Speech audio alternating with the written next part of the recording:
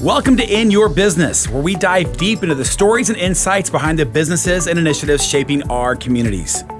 Season 2 of In Your Business is presented by Moses Auto Mall of Huntington, online at mosesmeansmore.com, and powered by the Huntington Regional Chamber of Commerce and Kindred Communications.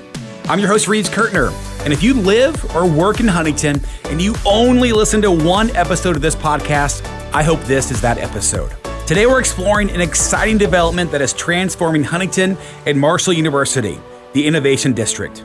Huntington is about to have 3 buildings going up all at the same time, right there on 4th Avenue, bringing real jobs, growth, and innovation to the region. It's amazing what's about to happen. Joining me is Toney Stroud, Chief Legal Officer and Vice President for Strategic Initiatives and Corporate Relations at Marshall University. Toney has been instrumental in the project, and we'll discuss what the Innovation District is and the vision behind it.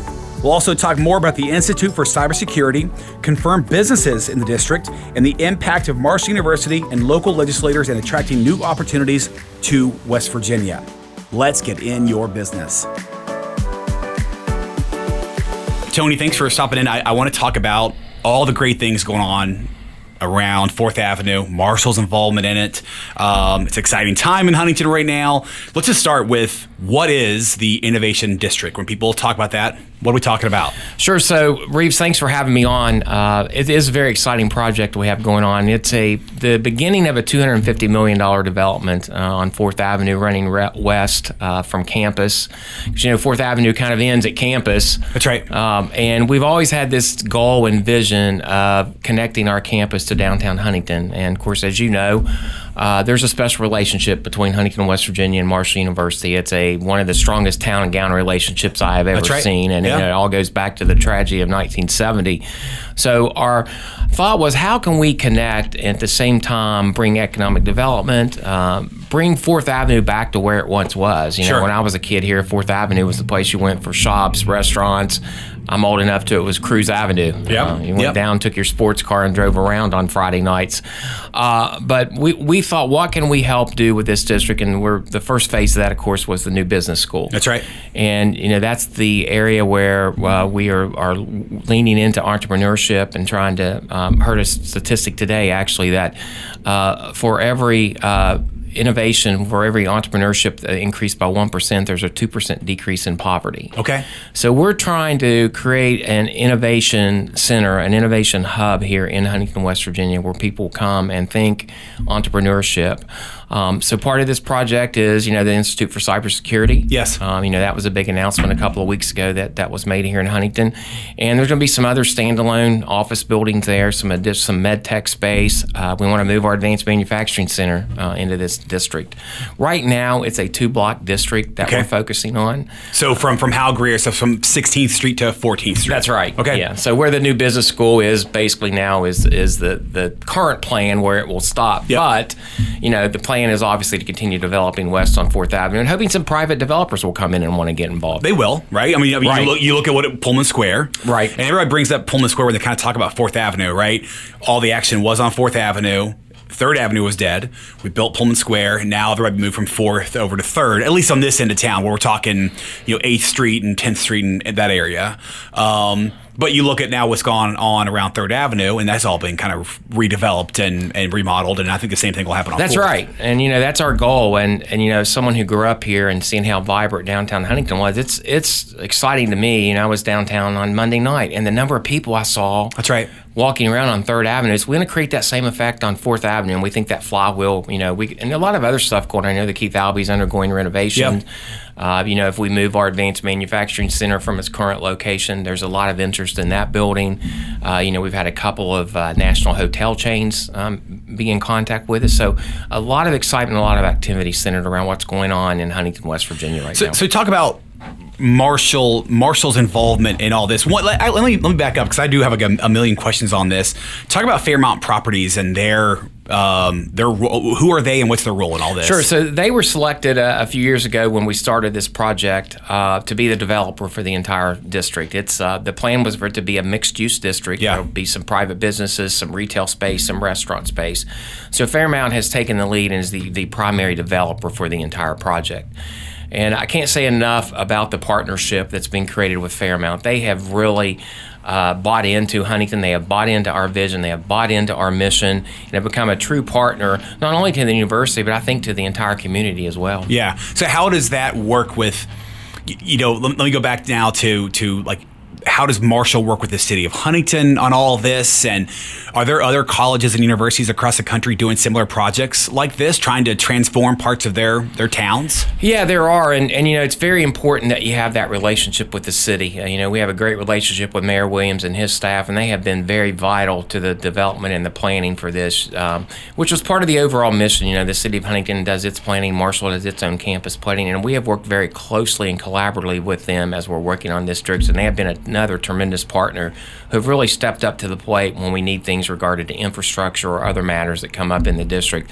And it's vital that you have that collaboration with the local municipality. Other areas, if you look at Purdue did a very successful model to what we're looking at. It's called Purdue Innovates. If you look at what they've done, they've brought in some national businesses. I think Rolls-Royce saw maybe a couple of those. They've actually built housing developments in the area and helped bring, which is another aspect of this. We need some housing for professionals, because we envision a lot of professionals wanting to move into this district once the cybersecurity building is completed and a couple of the other facilities. So what's in it for Marshall on this? Why this?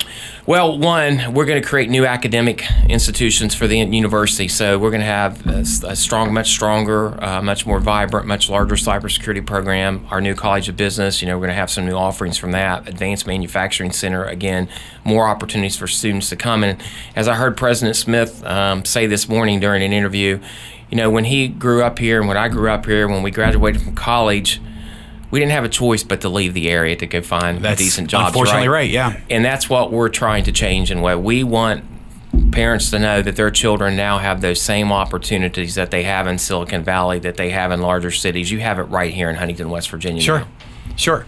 So let me ask about the timeline of this. What came first, the chicken or the egg? It was the Brad D. Smith Center for Business Innovation. He wanted to build that building. Marshall wanted to build that building. They kind of talked about where do we put it, and the idea was 4th Avenue. Was that first, and then now let's put in everything else in the mixed-use buildings and cybersecurity? Talk about the timeline of all this. So when Dr. Gilbert actually started this vision, as we stand on the shoulder of giants, and a lot of work has gone on before us, and now we are moving things in another direction, so to speak. But the vision was to have a mixed-use district. So the College of Business was the first phase of that. Okay. When President Smith came in, we started looking at what we can do as a university, because as you've heard Reeves and read all the time, college enrollment has been declining for years in this country. What can we do to make us distinctive at Marshall University? And back in 2016-17, the state of West Virginia commissioned a study called West Virginia Forward. And that was a study where they looked at other economies around the world to see what areas can West Virginia weigh in on to help solve the world's problems.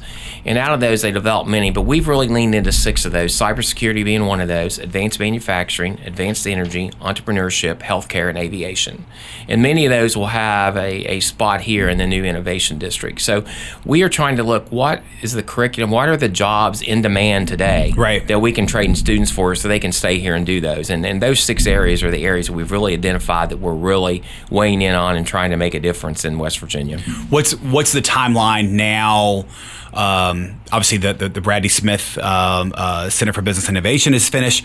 Timeline on the cybersecurity building, and there'll be another building across the street from it too. That's right. Correct. That's right. What's the timeline on all this? So we're looking to break ground hopefully later this fall, maybe winter or early winter next year on the cybersecurity building. The College of Business building was an 18-month build. We hope to have similar timeline with this, so we hope to be completed end of 26 or sometime in the beginning of 2027.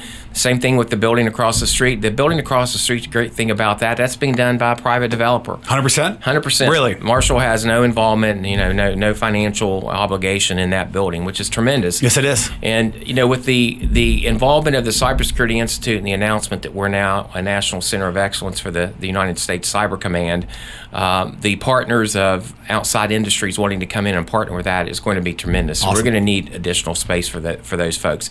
And then the advanced manufacturing, we hope to start construction on it at the same time frame. So literally, Reeves, you could see 3 buildings beginning construction on 4th Avenue within the next 12 months. Which is something that we've not seen in Huntington, right, in a long time. Exactly. We're having multiple buildings going up. Right. Do you run into naysayers that, like, I'll believe it when I see it? We do. We still had that, as you know, with the baseball stadium.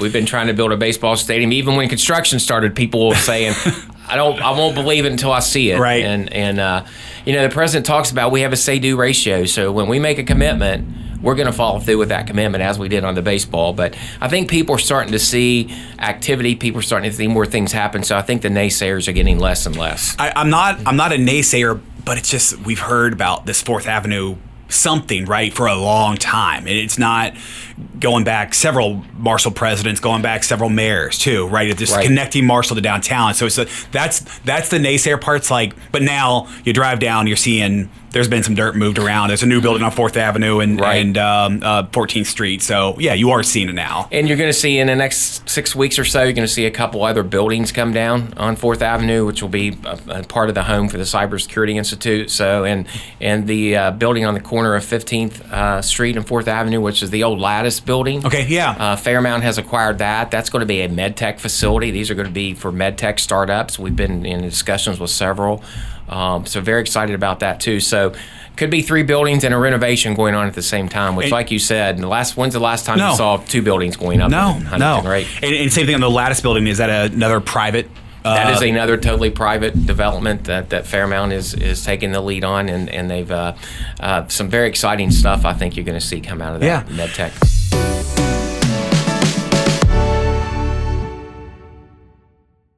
Can you share what businesses have already committed to this area? I can give you a little information on for the med tech, for example. I can't give exact names, but we have some companies with some exciting technology coming in. One is going to be a company that's going to 3D print bones. I mean, imagine where we've come in this world we live in now, where you can literally, a doctor can be in an operating room, do the incision, look at the bone, put some information on a computer and print out a bone in the operating room if you need a bone replacement. So here in Huntington. Here in Huntington. Yeah, I mean, right. the polymer substance that's used to manufacture will be done here. So another entity that we're working with, and I can give their name, it's Intermed Labs. They're based out of Morgantown, but we've developed a relationship and a partnership here at Marshall with them. And they partner with physicians or other healthcare practitioners. You may have seen the article in the Herald Dispatch a couple days ago with Dr. Ali. Yes. So we're very close to having something come out of this relationship with Intermed Labs. They will meet with physicians and other healthcare practitioners or healthcare professionals and find ways that maybe improve on the procedures that they're performing or devices that may assist. And they actually help put these devices into reality. So they help with prototyping, marketing, commercialization, all the patenting that's required. Again, through a partnership with Marshall University and Intermed Labs, we're very excited about that. And they will be here in the district. So who has those conversations with like those businesses on coming to Huntington? How are they learning about this? Is it Marshall's involved with this? How do those conversations go? That's a good question. So it's a variety of different things. We have a lot, we have our HADCO, our Huntington Area Development Company, or corporation here in Huntington. We have our HUMDA. We have our Chamber of Commerce. So those people, when they're out and about in their travels, are promoting this. I mean, they know what it means to the area and know what it means to the development of Huntington. We're doing our own inquiries. The state legislature, I mean, they, do a lot of economic development activity. Secretary Carmichael and his group at the Commerce Department is helping. Fairmount has developed a marketing routine. We're reaching out to different businesses that we think.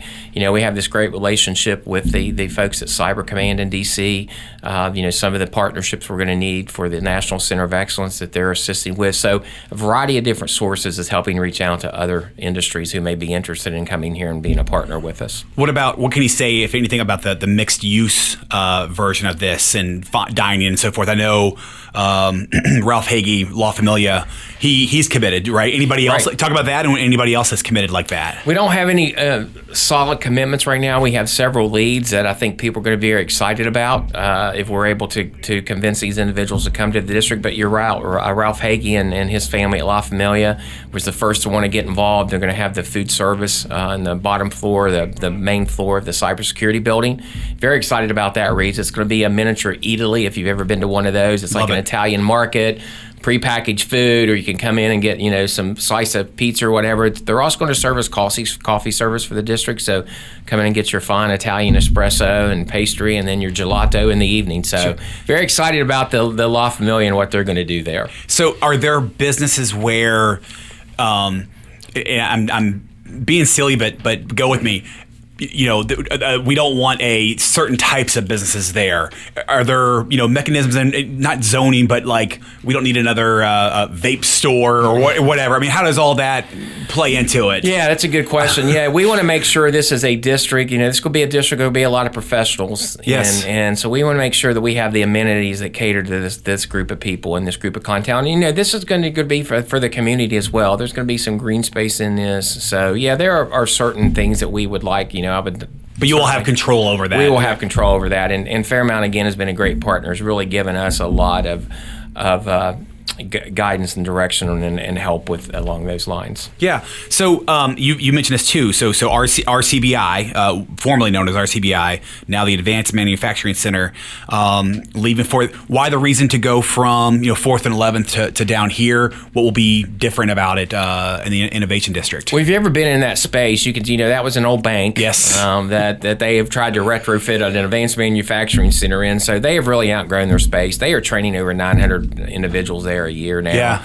And the relationships are starting to increase with businesses. They do a lot of work for Toyota, starting to do some work for Nucor and some of the larger companies.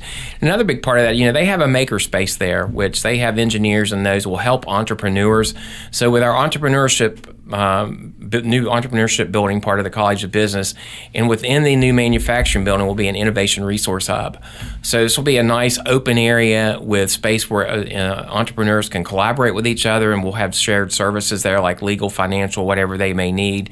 And then they can walk right across the hall to the maker space and get their prototype printed and designed and helped. So we thought it made perfect sense to move them into this area and space that's designed for what they're doing and the growth that we anticipate we're going to receive over the next few years. And correct me if I'm wrong too. Like that building, it has $500,000 pieces of equipment in there, right? Exactly. But if I have a small shop, I can work with the people at the Advanced Manufacturing Center and be like, hey, can I rent this I can't afford to buy this $500,000 piece of equipment, but can I rent it for my needs, right? You're exactly That's kind of the right. idea of it. It is. For the smaller businesses who can't afford that type of equipment, we have it there, and we'll provide you the time to use it, and we have experts there or professionals there who can guide you through it.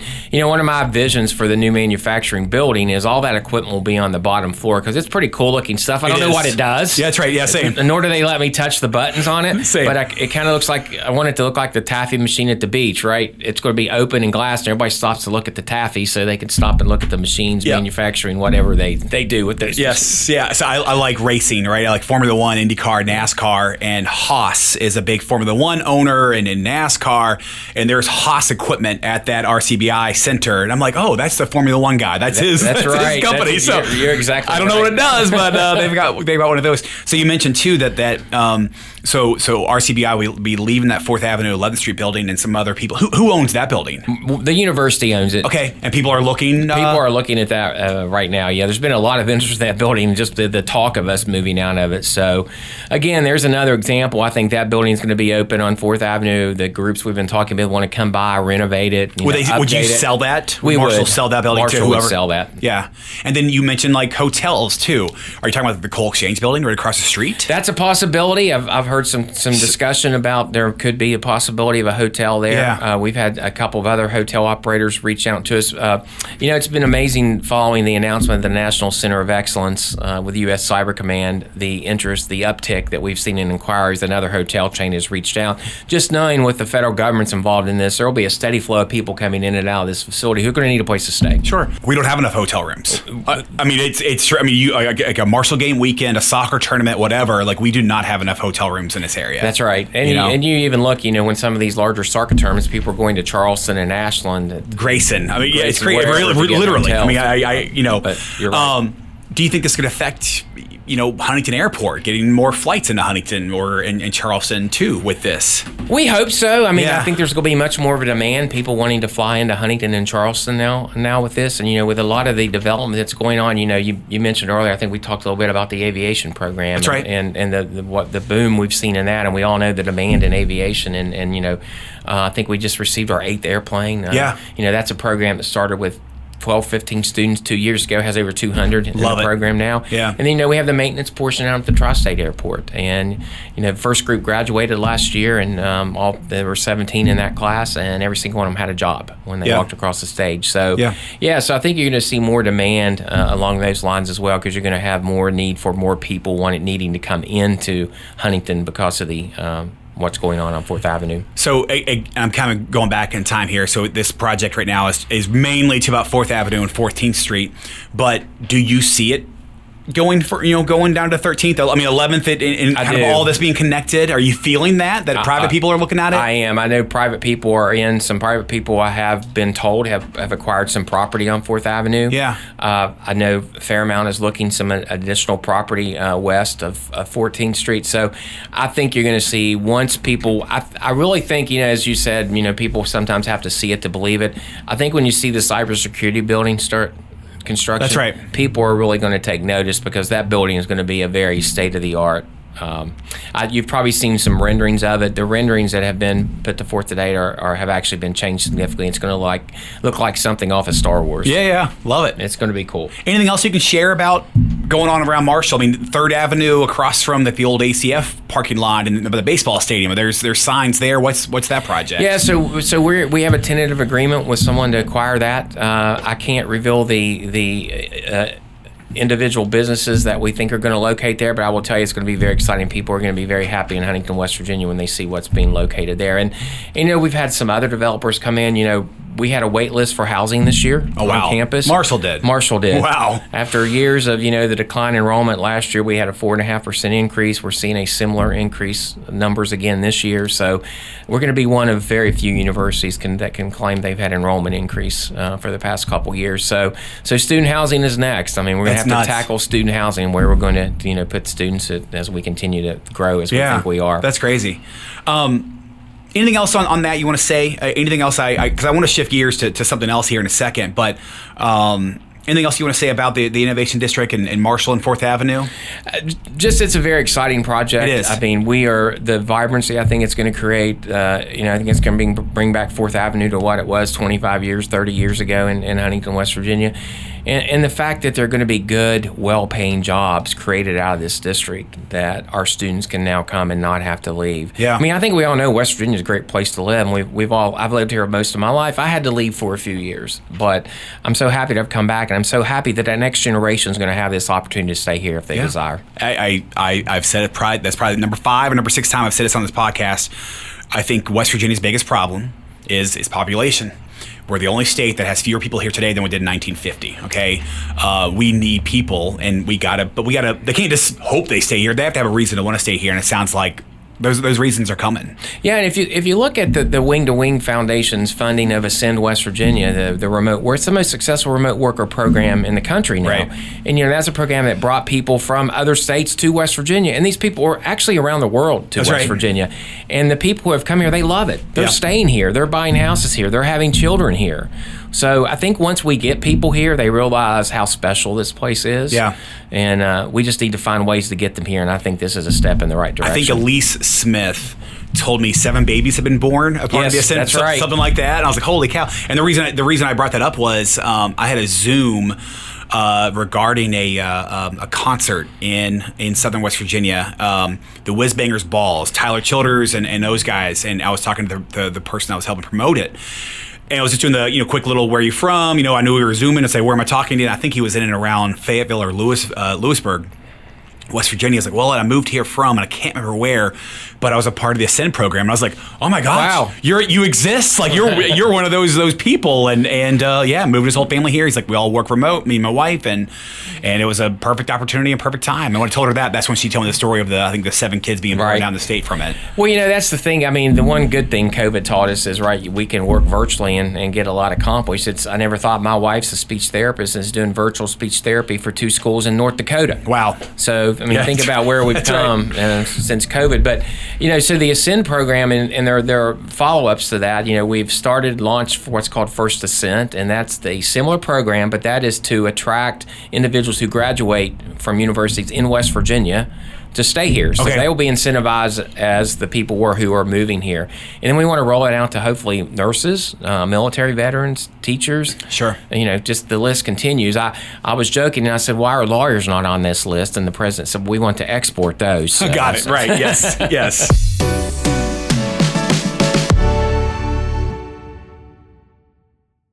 I want to shift gears and talk about the Choose West Virginia tour too, which kind of relates to all this, right? Yes, it does kind of. One, give us an overview of what that is. What is the Choose West Virginia tour? So that is an initiative started by the state legislature, Western University and Marshall University, and Reeves, we've allowed others to tell our story for way too long, and it's not been a positive story. No.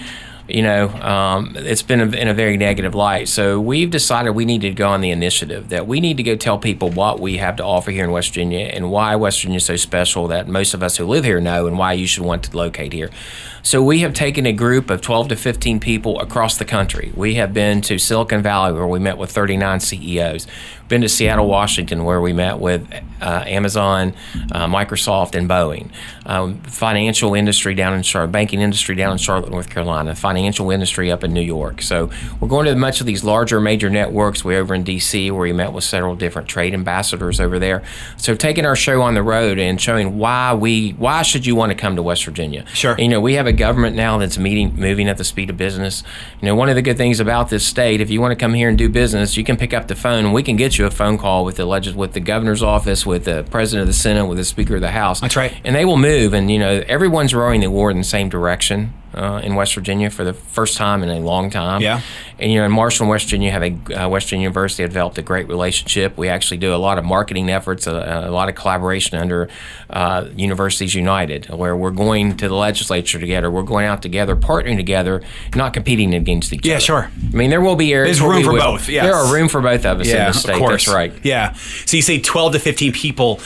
How do those meetings get set up? Like, I'm the CEO of Boeing, and I think I know where this answer is going, but let's see. But I'm the CEO of Boeing. I don't want to meet with those people from West Virginia. But you got in. How do those conversations get even started? It's usually through relationships, and as you know, we have the benefit of having a great president here at Marshall University. That's where Brad Smith has brought has opened up doors that we otherwise would not have opened. And through his relationships, through President Gee's relationships, and through some of the legislative leadership, we've been able to leverage those relationships to get in the doors to see some of these larger companies. So it's 12 to 15 people, you say. So that's you and President Smith and other representatives from West Virginia, legislators.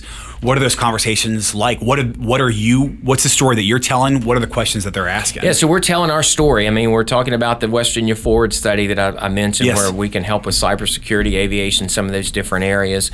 And then we have a video that's been produced called Choose West Virginia. It's a fabulous video that goes throughout the state that shows everything that we have to offer and shows all the investment that we have. We have Berkshire Hathaway building a facility here in Jackson County. We have Nucor. I don't know if you had a chance to drive up Route 2 recently, but that's a massive facility. Was Nucor part of the Choose West Virginia tour? They were not. Okay. Are there any examples that you can share, or some of these from the Innovation District of people coming to West Virginia now? Right. Not at this time, but there are some who will be coming here based upon these. Yeah. You got to plant the seed, right? That's a great way to put it. We've got to plant that seed, and there's a publication called The Moving Buddha, and they do a study every year of the states where people are at least making inquiries about where they may want to move. And West Virginia was number 5 on the list this year. Yeah. So it was terrific to see that we're starting to get people interested in West Virginia. It's, as the President Smith says, rural is the new urban. Yeah, that's right. Yeah, absolutely. And again, same thing. I'll ask this kind of about the Innovation District. What what is in this specifically for Marshall? Why are we going out there and trying to bring these businesses in? It should just be the legislators and your governor and your mayors, but why is the university involved in this? It's a team effort, right, to get this, and we know it's here in our backyard. I think higher education and universities have a very significant role to play in economic development. And, under President Smith's leadership, we have actually stood up an economic development office at Marshall University. We've never had that before. I was going to say, do you think it's changed? Like 20 years ago, was it university's role for economic development? Do you think that's changed? I think it has, although I think universities have always been a driving force and have an important part of the economy. But I think you're right. I think that has changed where universities are getting more involved and sending more people out to assist with, because it's got to be a team effort. And, when people are wanting to move to an area, what are they looking for? Healthcare, education, right? Some of those things. Yeah. And we have it right here in our backyard. If you look, we're the proximity of the university to our healthcare facility to the innovation district. It's all right here. That's right. I'll go back to the tour. Any success, not success stories, but anything that kind of stands out again on those conversations with people where you thought that was interesting, or maybe a highlight for you? A couple things. One was the visit to Seattle. We are now in a partnership. The state of West Virginia is and Marshall University, West Virginia University, and West Virginia State involved. AWS is here doing a skills exchange and skills builder with us, helping each of these entities stand up some programs where you can work with individuals who may have lost those skills or may be looking for a different skill set. So that's one thing that came out of it. Visiting the Boeing assembly plant was fascinating. Of course. That's like I was like a little kid with big eyes in that one, watched them put airplanes together. I bet. That was pretty cool. What have you learned from those tours yourself? I know you're trying to educate, but I'm sure you've taken away some stuff yourself. Right. Yeah. I have learned that we have what it takes here in West Virginia to compete. And getting and going out, we have the grit, we have the desire, we have the determination here. We can do it. Yeah. And we have got to quit letting people tell us that we can't. Yeah.